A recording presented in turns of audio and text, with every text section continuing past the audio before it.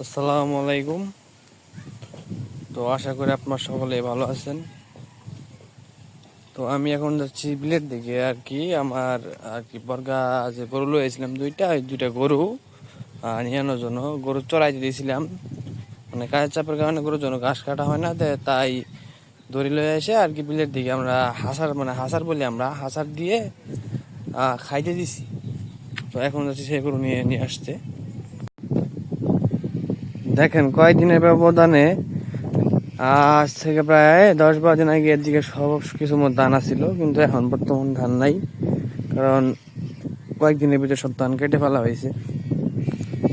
তো ওই যে দূরে একটা গরু দেখা যাচ্ছে, ওই গরুটা আমার। আর একটা গরু আছে,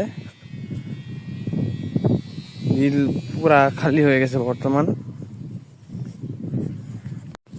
তো আমার একটা গরু হলো ওই যে ওইখানে একটা গরু, আর একটা গরু এই যে এই সামনে ছোট গরু। তো ওরা শুধু ছোট গরু আর কি। কি করবো ভাই, নিজের আগে বড় বড় গরু আসছিল, কিন্তু একটু পারিবারিক সমস্যার কারণে গরুগুলো বিক্রি করে দিতে হয়েছে। তো এখন আর কিছু করার নাই। 80-40-50 হাজার টাকা খরচ করে গুলিঘর তৈরি করছি। গুলিঘর তো ফালায় রাখা যাবো না, তো এর লেগে দুইটা গরু আর কি বর্গা লইছি, মানে পালতে থাকি আর কি, বুঝেন নাই। তো এখন এই গরুগুলোকে মানে বাইরের দিকে নিয়ে যাইতে হবো, নিয়ে কাছাকাছি আর কি রেখে দিতে হবো, মানে ওই দিকে খাইতে থাকবো। পরে কাজ কাম শেষ করে গরু লয়ে যাবো, লয়ে যায় মনে করেন গরু দুইটা ধোয়াই দিব, মানে গোসল দিয়ে দিব।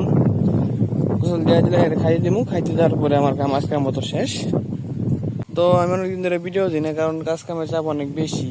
এখন ধান ধান কাটলাম, অনেক কিছু করলাম, কাজের কোনো অভাব নাই, তাই আর কি অনেক দিন ধরে ভিডিও দিতে পারছি না।